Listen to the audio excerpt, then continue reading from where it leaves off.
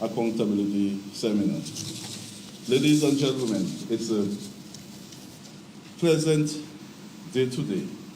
It is indeed a pleasure to serve as chair and to welcome you to today's Accountability Seminar hosted by IICA. In Spanish we say IICA, but English IICA. Your presence at this major stakeholder conference, Accountability Seminar, within the agricultural sector is a testimony of your commitment and interest in the development of this most important sector. The Ministry of Agriculture, Fisheries, Blue and Green Economy is pleased to join IICA in the celebration of its achievement and to identify the areas of technical cooperation. Ladies and gentlemen, there is a famous saying, if you want to go fast, you go alone. If you want to go far, we go together. And so today, our discussion should not only be seen as an IICA business, or in Dominica, as we say, as an IICA thing, but it, as the saying goes, is everybody business. As we deliberate today, let us ensure inclusivity, collective action, partnership, synergies, and alliance as a critical way in moving the sector forward. So I want to urge you to participate and put forth solid and strong recommendation moving forward. At this time, I want to welcome you again and invite Mr. Greg Rollins to give you remarks. Thank you very much.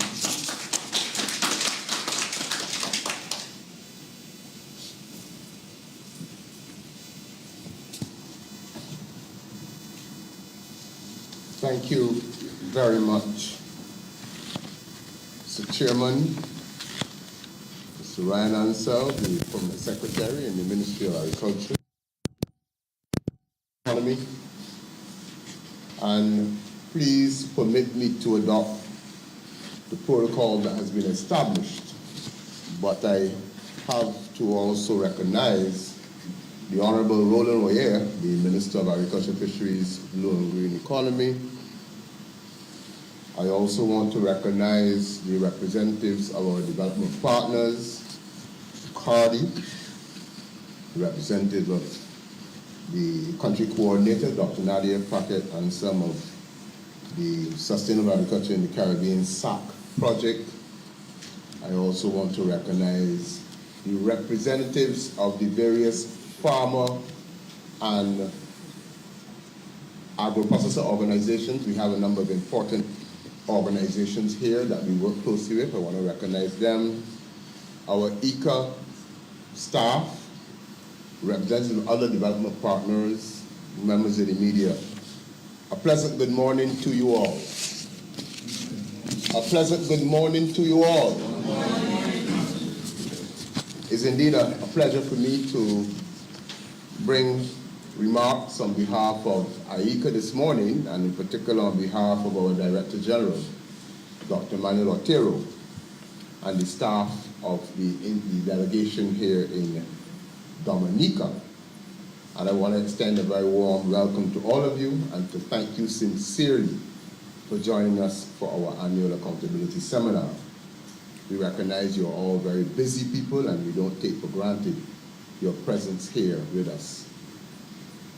IICA has embraced accountability as one of the core values in seeking to strengthen the positioning of the Institute. We hold the Accountability Seminar on an annual basis to provide an opportunity for the Institute to report on our achievements, our activities for the preceding year.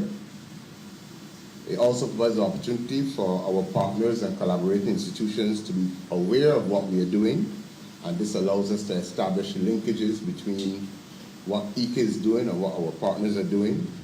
The PS would refer to the importance of us working together. And it also provides a space for our stakeholders to really share their views and provide feedback.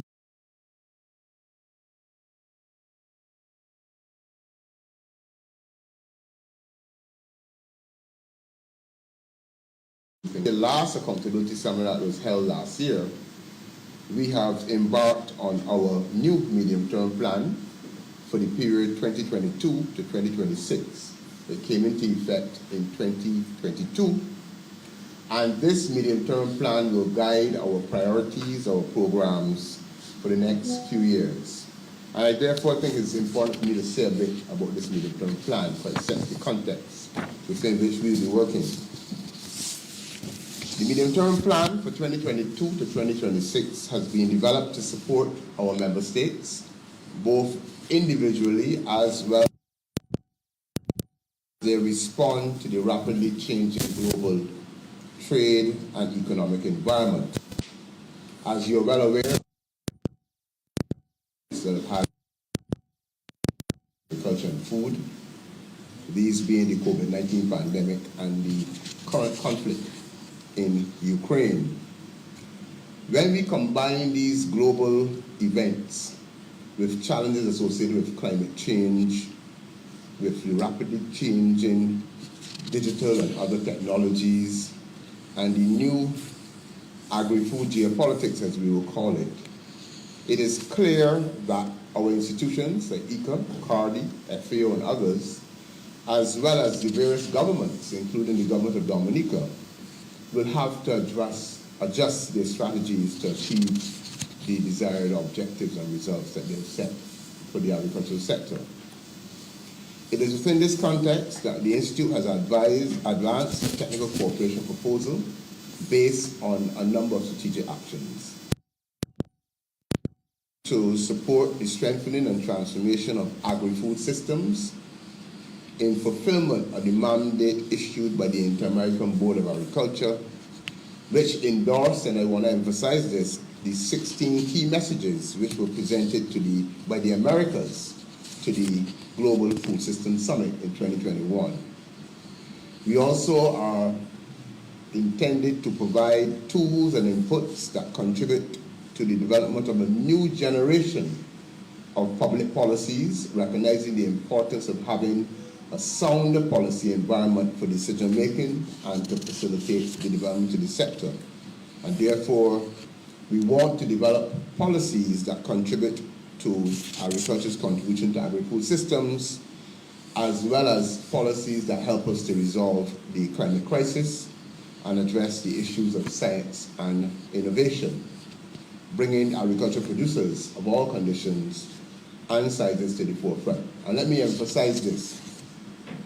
What we are saying is that we want to develop policies, but we also want to bring our farmers and agro-processors to the forefront of decision-making and policy development. We don't want to be a top-down approach where we want to engage and put our farmers and agro-processors and stakeholders at the center of development.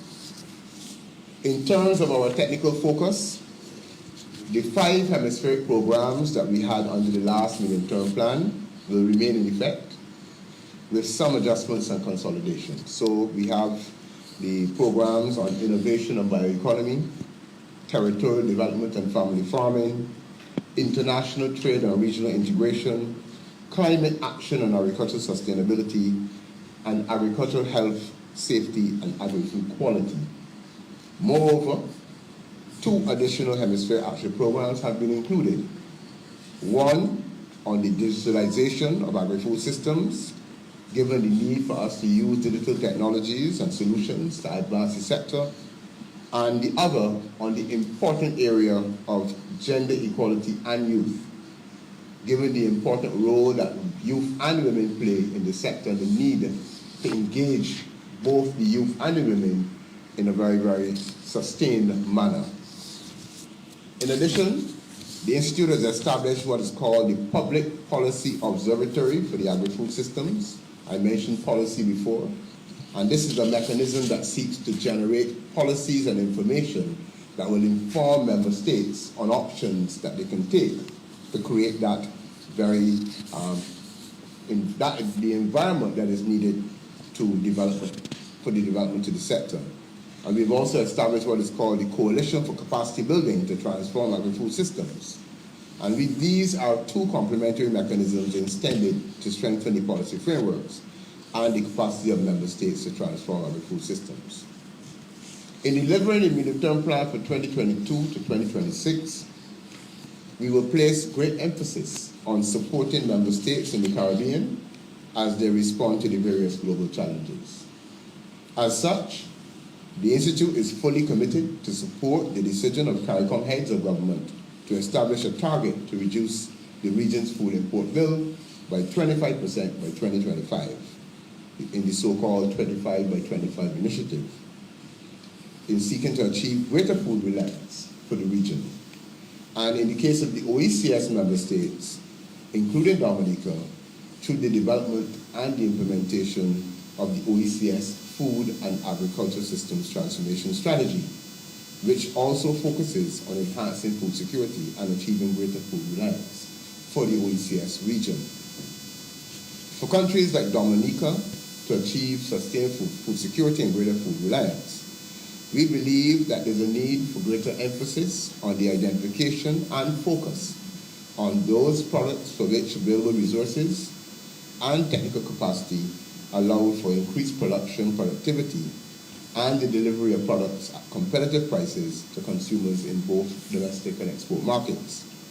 We also believe, as I emphasized before, that we need to fine-tune our policies and incentives, including our trade policy instruments, which provide space for our local producers to maintain a presence in the market, taking into account the food prices to consumers and economic access to food. We also need to focus on the adoption of technologies and farming practices and risk management instruments which facilitate greater resilience to the adverse effects of climate change. And we need to strengthen the capacity to transform and add value to our primary products through value-added processing, thereby allowing for the extension of product shelf life and storage, particularly during periods of abundant production. Here in Dominica, notwithstanding the challenges, the Institute, through its delegation, continues to deliver a robust technical cooperation agenda in collaboration with our many partners. We have tried our best to align our agenda to ensure consistency with the priorities established by the government through the Ministry of Agriculture, Fisheries, Blue and Green Economy, and as such, building a competitive, sustainable and resilient agricultural sector remains a central theme of the IICA program. Over the past few years, we have placed particular emphasis on the delivery of technical support through the Agricultural Climate Action and Sustainability Program, with the focus on building resilience in the agricultural sector here in Dominica. In addition, we have pursued actions under the Agricultural Health, Food Safety and Quality Program, the Territorial Development and Family Farming Program, and the International Trade and Regional Integration Program. We've pursued projects with great success in collaboration with many partners, including the Partnership Initiative for Sustainable Land Management, the UNDP, Caribbean Biodiversity Fund, and others, which address the issues of sustainable land management, the adoption of nature-based solutions towards environmental sustainability, the development of selective value chains, and the adoption of good agricultural practices towards food safety and market access. And my colleague, Mr. Kent Coper, will obviously elaborate on the Institute's actions when he presents. Partnerships continue to be a key feature of our approach to the delivery of technical,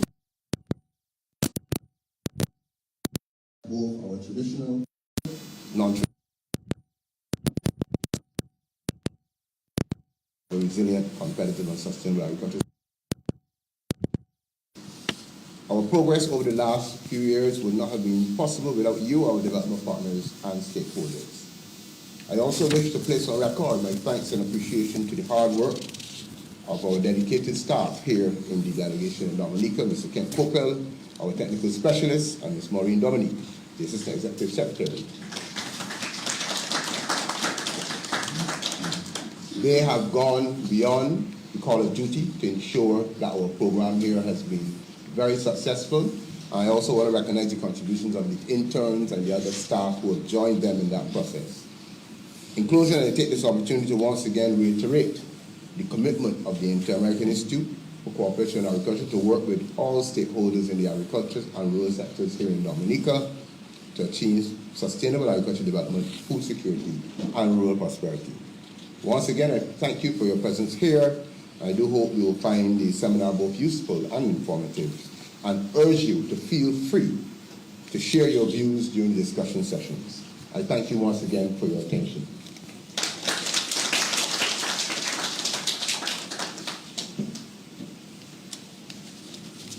Thank you, Greg Rollins. We can assure you that your medium-term plan, 2022-2026, is consistent with the priorities of the Ministry of Agriculture and the Government of Dominica. Ladies and gentlemen, we do have a slight change in the agenda. The minister, as we all know, is a farmer. He sees himself as a stakeholder, and he has instructed that he wants to participate as a stakeholder. Requested.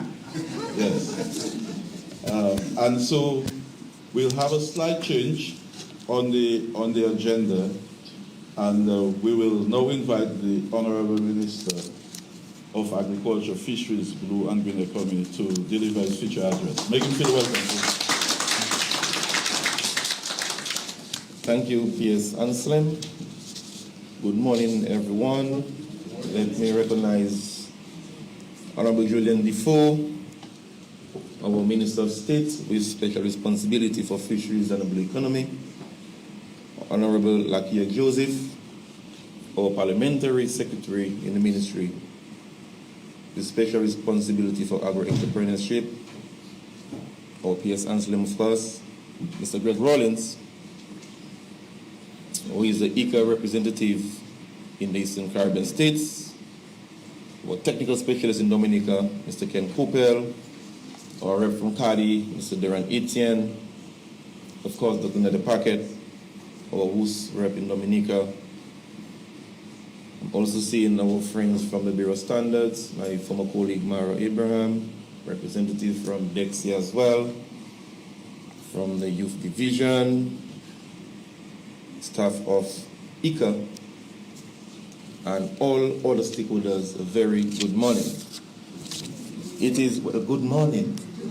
Yes, Mr. Rollins had to do something as the week kind of dead this morning. Man, let's shake up now. I thought Mr. Rollins woke you all up.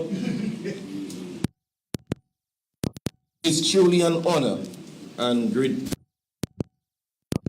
is National Accountable Seminar of the Inter-American Institute for Cooperation on Agriculture. Been a long-standing partner, a strong advocate, and a loyal friend to the agriculture sector for almost 4 decades.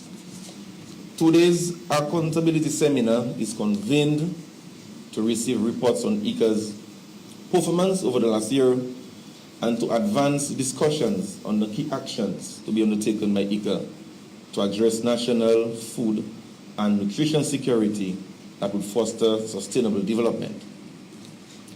Colleagues, over the past 5 years, we have witnessed the restoration of the agricultural sector from the devastation of Tropical Storm Erika in 2015, Hurricane Maria in 2017. During this restoration process, we also were affected by the COVID-19 pandemic, along with the ongoing Ukraine-Russia war.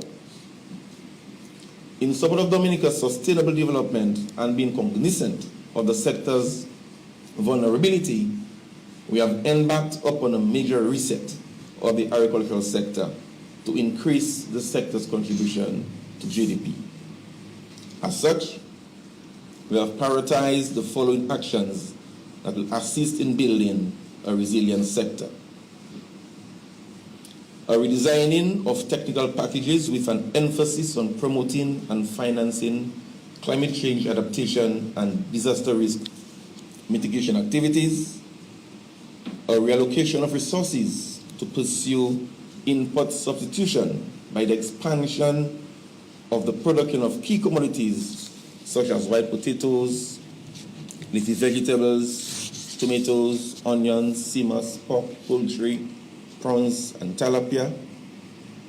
A relocation of resources to enhance the delivery and effectiveness of extension services and other critical agricultural services in Dominica. The strengthening of technical cooperation with institutions such as IICA, FAO, CARDI, WUS, and friendly governments such as Cuba and the People's Republic of China. We also placed a renewed focus on agro-processing to add value to targeted commodities to support our niche market while developing local cottage industries. We also prioritize investment in key agricultural infrastructures. We also saw repositioning of government support to facilitate the modernization of the agricultural sector through investment in new and appropriate technologies, and a reinvigoration of the agricultural programs that focuses on strengthening public-private partnership while giving special prominence to the involvement of women and youth in agriculture. As we continue this restoration process and to further ensure food security while addressing the growing demands on the export market, the ministry has placed emphasis on the expansion of tree crops such as coconuts, citrus, coffee, cocoa, and avocado. It is our intention in the second quarter of 2024 to launch a massive national tree replanting program to meet this objective.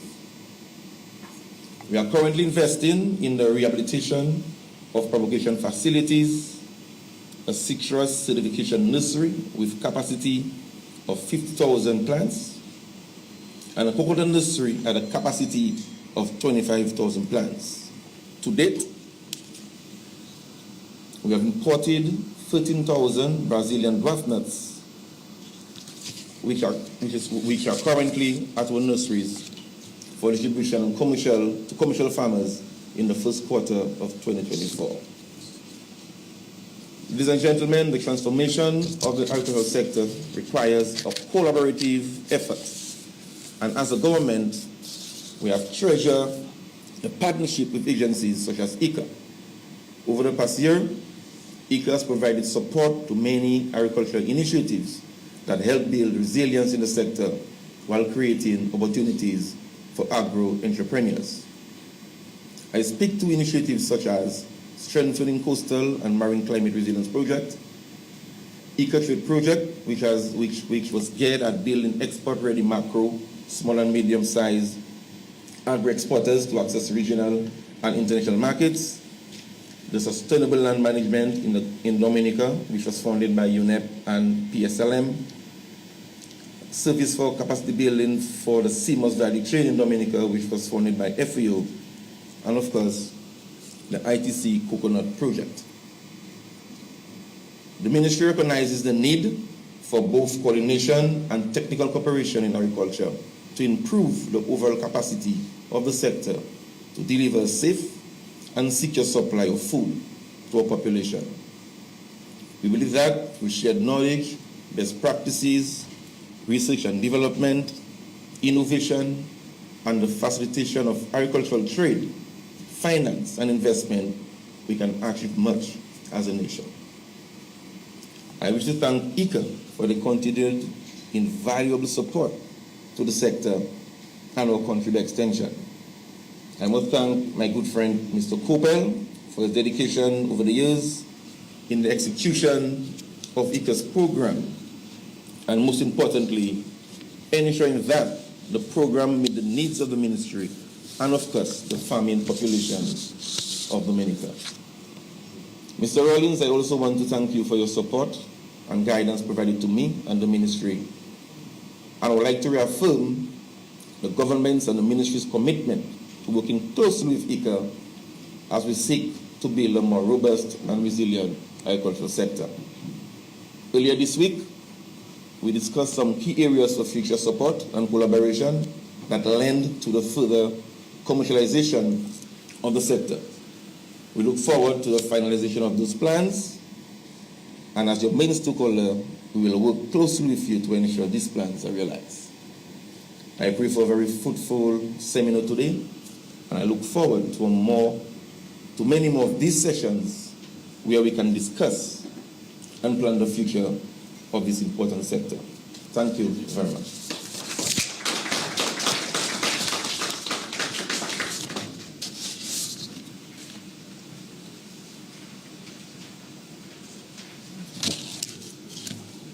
Thank you, Honorable Roland Royer for your remarks.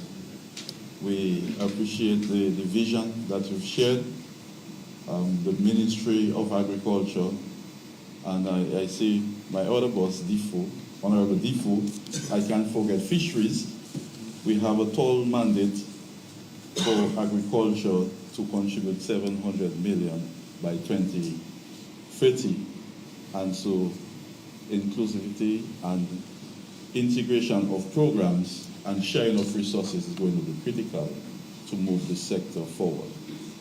As I always say, my own saying, agriculture is the best culture, and so we have to integrate and we have to do it together. At this time, we're just going to take 1 minute so the head table can participate in the discussion, and I would want to hand over to my good friend, the technical specialist of IICA Dominica, to lead us into the presentation of the 2022 report of IICA's achievements. So, Ken Coppell, please let him feel welcome.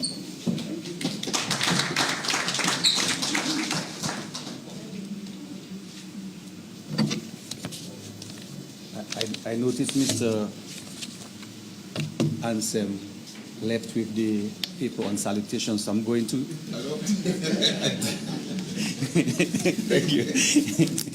All right, let me just recognize in our midst the Honorable Roland Culture, Fisheries, Blue and Green Economy, Honorable Julian Defoe, Minister of State in the Ministry of Agriculture, Fisheries, Blue and Green Economy with specific responsibility for fisheries and blue economy, Honorable Lakia Joseph, Parliamentary Secretary in the Ministry of Agriculture, Fisheries, Blue and Green Economy, our Chairman, or Mr. Ryan Ansem, as well as the Permanent Secretary, is our Chairman as well as the Permanent Secretary in the Ministry of Agriculture, Fisheries, Blue and Green Economy. I also want to recognize the ECS representative, Mr. Greg Rollins, Mr. Dorian Etienne of Cardi. I see my good friend Sawana from at the time UNDP. Also recognize Ms. Mara Abraham from the Bureau of Standards, Bocasso from NDFD. I also have some new guests from NBD, Ms. Karam. Of course, I can't leave out Dr. Paquet of WUS, and we're hoping that we can have great partnership in 2024. Did I leave out anybody of yes? And all other persons, farmer groups, organizations. I see we have my colleague from MET, all past IICA staff, my Peltier, Mr. Peltier, Mr. Bristol from NDFD, and Talifa Loda. So I think I covered most persons as well as the farmers, which are very important here today. Dr. Kazimi, I see you join us. You didn't travel today. Dr. Kazimi and Dr. Sentemi from the Ministry of Agriculture. Okay, I want to apologize before I even start, because the intention is not to blow your horn or to articulate results or tick the box. It's really to document some of the activities and results that were achieved during the reporting period for 2022. You will notice the accountability time I say 2023, but we account for what we did in 2022. I know that it would be nice to also cover some areas in 2023. Some of the things that we did not start in 2022, it started before. So we're just showing where we have advanced in 2022. And as indicated by the chair, the purpose of the accountability seminar is again to present some of the results and to propose to do in the following year. Of course, we almost done with 2023.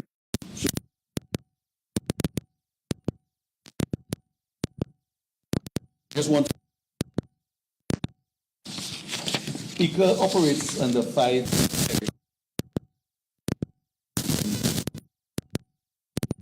the bioeconomy, climate risk management, national health system, national trade and regional integration.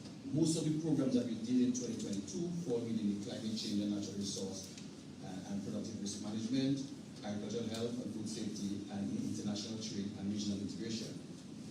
We also were involved in supporting the implementation of activities supported by externally funded projects. And I think we need to recognize the United Nations Development Program, UNDP project, which was a project between Guyana and Dominica in terms of strengthening the disaster management capacity of women in the Cooperative Republic of Guyana and the Commonwealth of Dominica.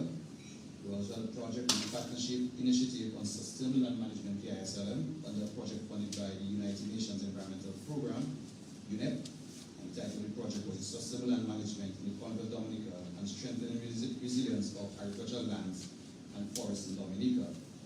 We also had another project which was funded by CBF, or CBF funded project, Strengthening Coastal and Marine Climate Resilience through upland and coastal ecosystem-based adaptation and community engagement. We also worked with the under GCF project, which was the CARICOM Ag-Ready GCF readiness project. So these are the 4 external projects that we worked with in 2022, as well as 2 IICA-funded projects, regional projects, under the International Trade and Regional Integration Program. The title of this project was Boosting Economic Development in the Caribbean Through Access to Export Markets by Micro, Small, and Medium-Sized Agri-Exporters. And it also had support under the Climate Change Program, which deals with Climate Responsive Agricultural Forum, which we'll speak about that in a while. So that just gives a sort of broad perspective as to the areas that we worked in. Now, regarding the implementation of the Technical Cooperation Program for 2022, I will start with the externally funded projects because they were lengthy, and I think it's important that we, again, with the Institute fostering great partnership, it's good to show the programs from the partnership end before we go on to the programs specific to IICA. So we worked with the UNDP project. I will avoid having to read the title again. The UNDP project, as we call it. We focused on one of the outputs of the project was a microfinance strategy mechanism. And basically in 2022, we brought the strategy and the mechanism, we operationalized the strategy and mechanism. Now I need to make reference to the UNDP, the Ministry of Agriculture, NDFD, in really coming up with this, supporting this effort. And this activity was led by a consultant out of Trinidad, Monica Rogers-Fletcher. And prior to putting together the mechanism, she did a very good job in assessing the microfinance facility that support medium-sized and small enterprises. In particular, this project was a project focusing on gender women. And from that, she was able to design a mechanism that will support women farmers to integrate resilience in their business, which is very important. And the mechanism is being operated within the NDFD structure. So part of that would have been to train the NDFD staff to operate the mechanism. I think it's check and grow, and to support training of the beneficiaries in accessing the microfinance as well as business development. And we also, again, supported the groups in good agricultural practice because part of what we think most of the people involved in require the adoption of safe practices, and that was led by the Bureau of Standards. But the project, the second component, had to do with value chain development. That area had quite a bit. In 2022, there was a lot of direct technical assistance to the beneficiaries, and in terms of equipment, material, designing of logos and labels, laboratory analysis of product. That this was some to name a few of the direct technical assistance. We also involved in a trade mission to Trinidad. I think it's a trade investment convention held in Trinidad, and we had a number of representatives from focus groups at that meeting, including Dexia. We invited Dexia along that mission. But very important, they didn't only participate in the event, but they took the opportunity to go to some of the major markets, and Massy, and also going to NAMDEFCO, going to input suppliers. I think we visited some of the people involved in label designs, packaging material. And out of that, we were able to improve. He didn't have a sample of it to improve some of the packaging and labeling of some of the products to meet international standards. We also supported the participation of some of the local groups and their membership into the local events. We know that in 2022 they had the launching of the Tea Village Creole, so a number of persons participated in that. NDF, they have the Creole industry to be able to support persons as well as the Wato event. But what is important is during those events, we took the opportunity to evaluate the products. So consumers had the opportunity to evaluate the products, to give some feedback to those processors. Again, on the capacity building, we had a number of training workshops under the value chain development component, and that included training in GAP. And again, we cannot overemphasize the importance of safety of foods and more so the safety of the environment and persons operating in the food business. We looked at the issue of management of financing and business development using the business model canvas. That was led by NDFD, and the e-commerce and digital marketing. That's an important area because COVID made us realize the importance of using the digital space. And what we did was to advance some of the processes to be able to access the digital market, the market for the digital means. And sadly to say, when it comes to somebody Don't have business accounts, so we're able to help them establish business accounts, and we're happy to have NBD, because NBD assisted us in that area to present to them the opportunities to set up business accounts, as well as we had lawyers to assist them in registration of their business, so they could have been very formal in terms of doing business transactions. So part of it, we also developed product profiles to allow them to be able to advertise and promote their products. The issue of governance and brand development is another important aspect, and governance in terms of how the group functions to support their membership. Because at the end of the day, the groups and them have to become more and more into the business mode rather than just be advocacy groups. So we are now developing or supporting the strengthening of the groups to become more business-led and to provide the kind of business support to their membership. Right. The other component that we focused on, the last component under the UNDP project, was the climate building in climate smart agriculture. And to speak about that a bit, again, as it was a livelihood, resilience in livelihood, but a lot of it had to be focused on the impact of climate change. And part of it was to train trainers within the Ministry of Agriculture. If you notice, there's a schematic here that outlines the various phases. And what we did was to identify the training needs. And from the training needs, we were able to design a series of modules, a training plan with a series of modules, and then we train the extension people within the Ministry of or Division of Agriculture, and then those trainers now went on to train the farmers and other beneficiaries. So we have completed all the phase. We didn't want it to just be just a training. We wanted to really design it based on the needs, and also to design it for sustainability in terms of the ministry being able to continue training after the project life. We come now to speak a little bit about the PISLM. I didn't see my colleague, Mr. James, here, but the PISLM was another important partner, and we, as mentioned, there's a sustainable land management project that we implemented. However, it had 5 outputs. One of the outputs had to do with farm certification, and that was an important aspect. And we're happy that the Bureau of Standards was part of that, where we actually did a comprehensive assessment of the farm certification systems.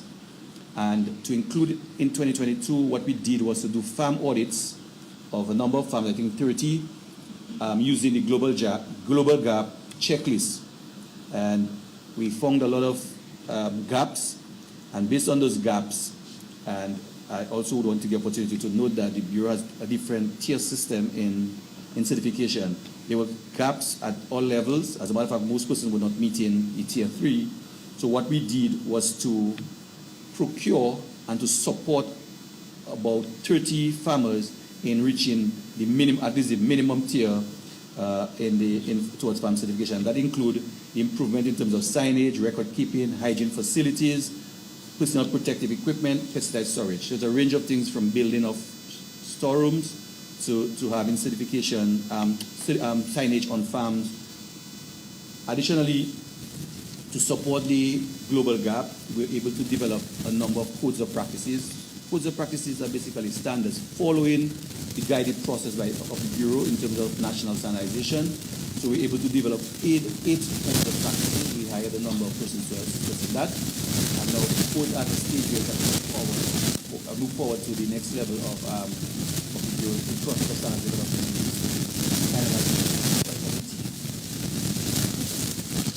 Under the PSLM again, we had an activity that dealt with documenting or packaging SLM technologies.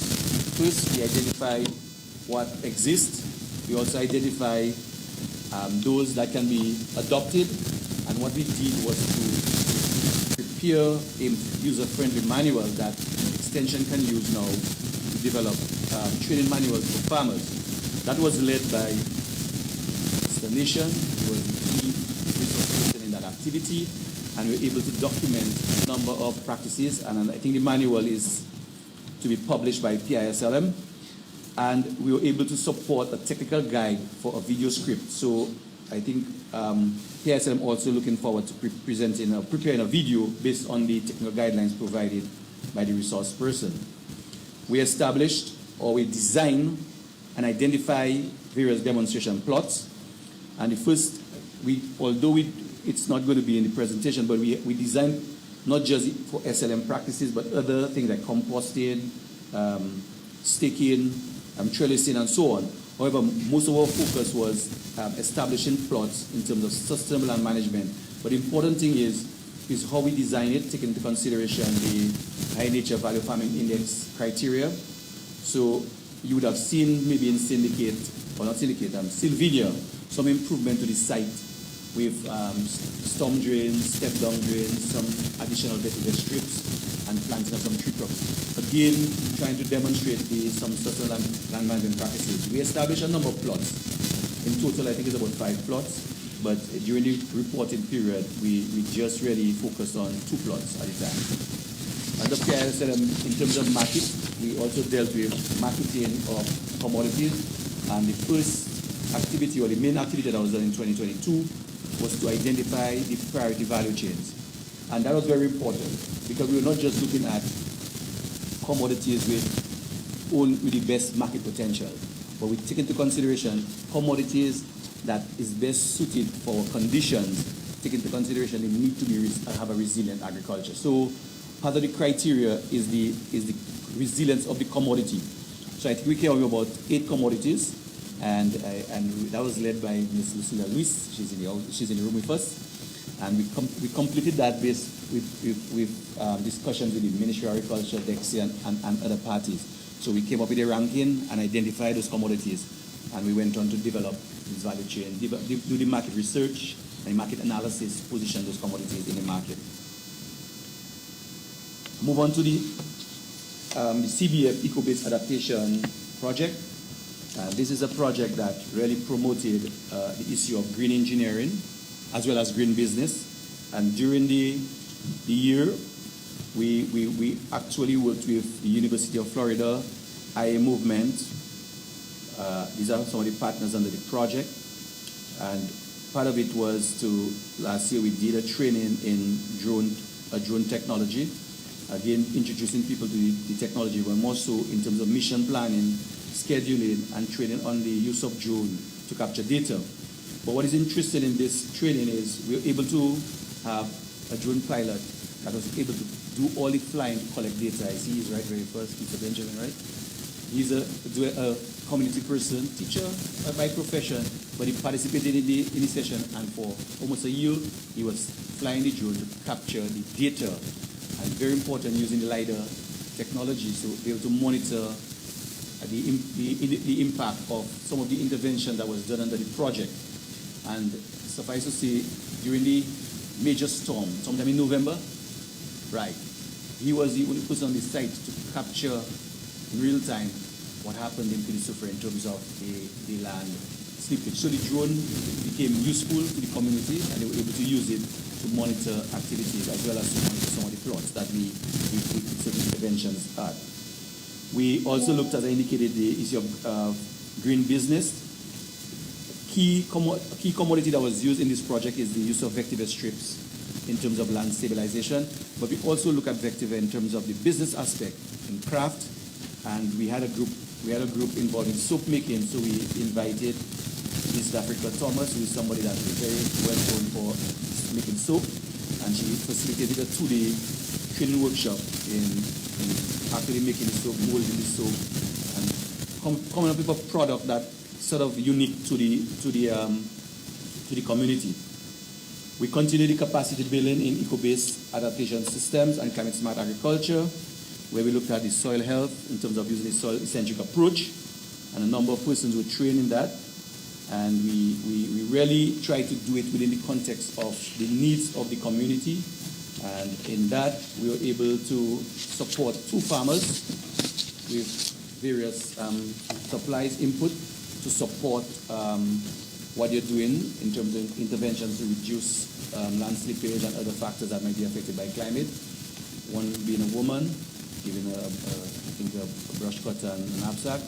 But the second recipient is a gentleman operating at 7.6 acres of land. Now, this was, to me, one of the most impactful interventions and the project in terms of land management. It was operating a land that was heavily, we call it, a lot of flooding, and water was slipping there. And we were able to put in some major storm drains and counter drains. And within months, we saw an immediate impact of these drains on its yields. And you could ask him, whenever you meet him, Shillenford, call him Shillenford. Under the Act Ready project, and that's another project, again, I think that's an important project because I think what we attempted to do is to put agriculture on the radar under the GCF. And part of that was to complete a series of analysis to prepare agriculture sector to become more climate smart while sharing information among stakeholders to increase the understanding within Dominica. We did the analysis to include stakeholder engagement, assessment study, a nationally determined contribution analysis, greenhouse gas inventory, as well as a trade-off and barriers analysis. The recommendations were provided based on the gaps found during the assessment and discussed with all stakeholders in a series of national consultations. We also did some training under that project on greenhouse gas inventory for extension officers and technicians over a 3-day period. And we prepared a national inventory with information on projects, programs, plans at the national level. I'm going now to the hemispheric programs. These are the programs that were supported by IICA funds. And one of the things that we have done under climate change was to host a series of webinars through the IICA platform. And the seminars were done virtually and included persons from Dominica. We had a seminar on good quality compost, where people demonstrated the understanding of basic principles and management practices of composting. And we had persons facilitating that from the region. We had a seminar on efficient low-cost irrigation and water saving techniques, one on tools for resilient agriculture in the Caribbean, and one for implementing EBA in the Caribbean region.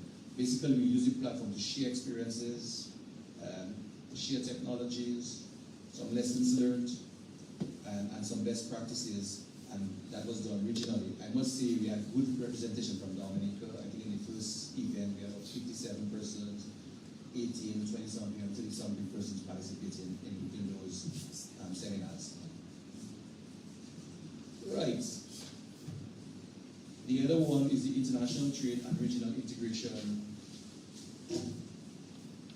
Program, and this again also done virtually, but we did have some work done at the national level, where we supported some number of businesses in terms of e-commerce, branding, labeling and packaging, and we had a number of businesses participating in local market events to sell and promote their products.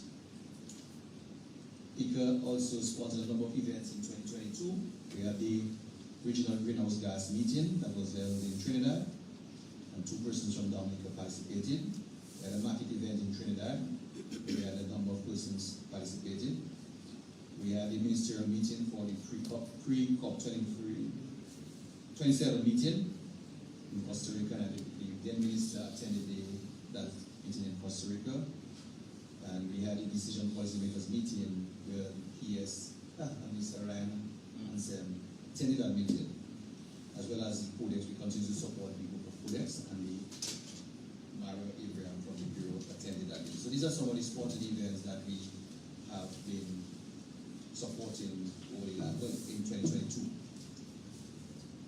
Well, it's a little bit, I mean, you probably have seen what we've been doing for 2023, but what we had earmarked for 2023 was to continue some of the work that we did under the climate change program, and again, continue the capacity development of farmers and technicians in climate smart agriculture, to promote the whole green business development, and to further establish ethylene demonstration plots. In the area of agricultural health, we will have continued, or we intend to continue building capacities on GAP, GMPs, and to participate in the standards development activities. In terms of trade and regional integration, we'll continue to work with the agribusiness development among the small and medium-sized enterprises, support business plan development, again to foster greater market access and trade integration, especially for our small agro-processors and farmers, and again to promote trade and market. In terms of territorial development and family farming, I know this is very dear to the heart of the ministry in terms of youth empowerment for agriculture and addressing farm labor. So these are just a few of the proposed areas for 2023. As I said, we're already way down into November, so certainly we'll be looking at in our discussions at opportunities for the 2024 when we have the second session of this seminar. That brings me to close of the presentation of the report, IICA's report.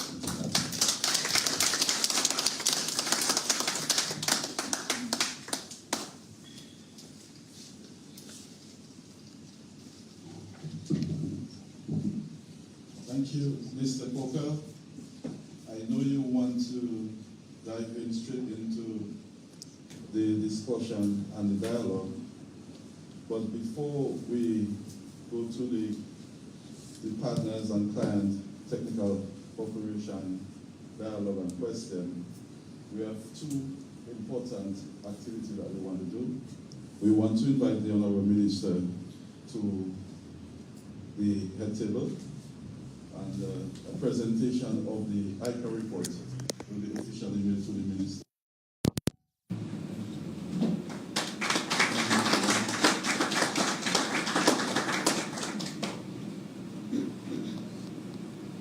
And secondly, we want to invite the technical specialist, Ken Coppell.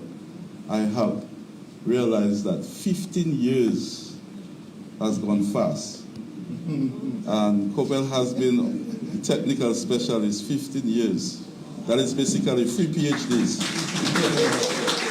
And so I want to invite him, and I want to thank him for his dedication, not only in agriculture, but in the food systems and agro-processing subsector as well. So,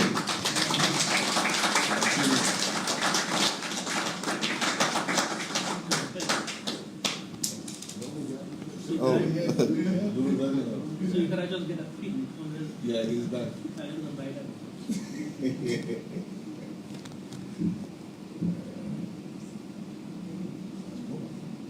Yeah.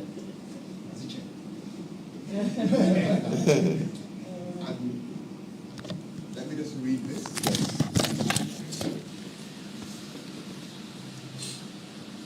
This is the certificate of recognition. The Director General of the Inter-American Institute for Cooperation in Agriculture awards this certificate to Kent Coppell for his 15 years of service as a local personnel, issued at IICA headquarters in San Jose, Costa Rica on May 2023. Congratulations, Kent.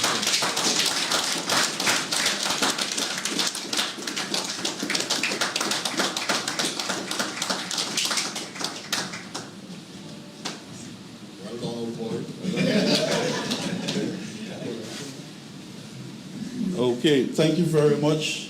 Well deserved, and I will celebrate with you on that achievement. And we all will celebrate on that momentous achievement. At this time, I don't want to say how long Mrs. Dominic has been in the institution, but I think she's the founder. I've known Mrs. Dominic for my 20-something years, so which means she has been there for 4 decades, I will not say. And so I want to invite her to give us the vote of thanks. But before I do, I just want to thank the Honorable Ministers, and the Parliamentary Secretary for coming. It shows the commitment and dedication that the ministers place on agriculture. And so I want to call on Mrs. Dominic to deliver the vote of thanks. Thanks.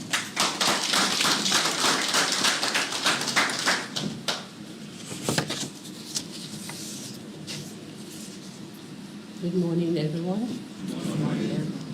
On behalf of IICA, I wish to say a special thank you to the Honorable Roland Royer, Minister of Agriculture, Fisheries, Blue and Green Economy,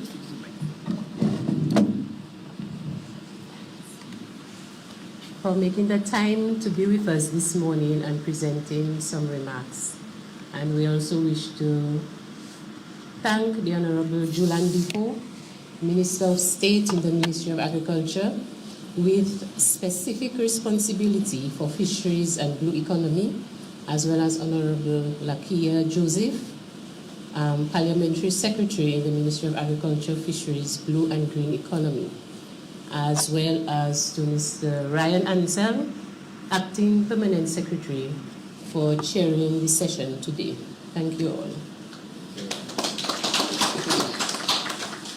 We also say thank you to our ECS representative, Mr. Greg Rawlings, for being present with us today and for giving some remarks, and as well as to Mr. Coppell, the technical specialist who presented the highlights of our activities over the past year.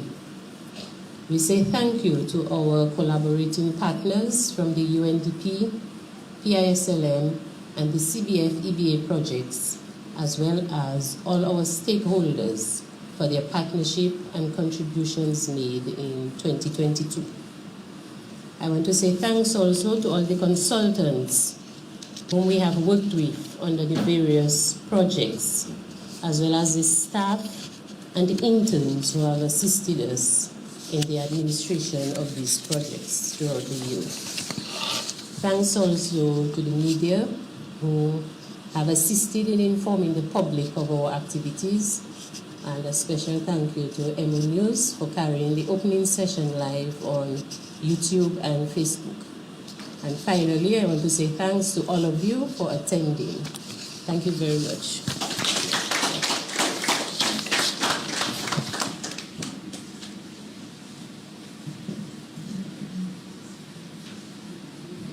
Thank you, Mrs. Dominic. I don't see snacks is available.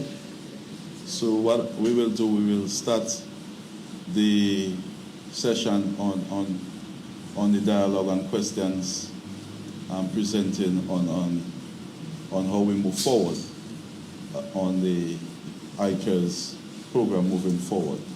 So I would want to invite Mr. Coppell to moderate and to lead us into this session. Mr. Coppell? Yeah, thank you. This will be more informal, less formal.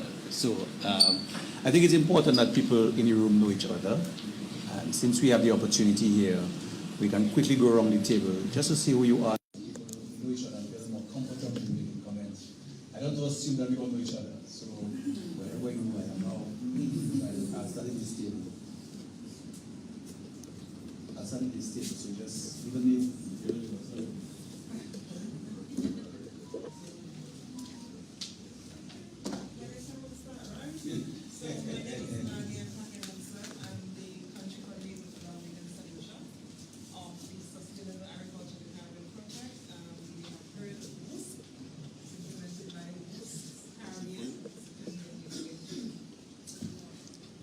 This was the opening session of IAC Accountability Cinema.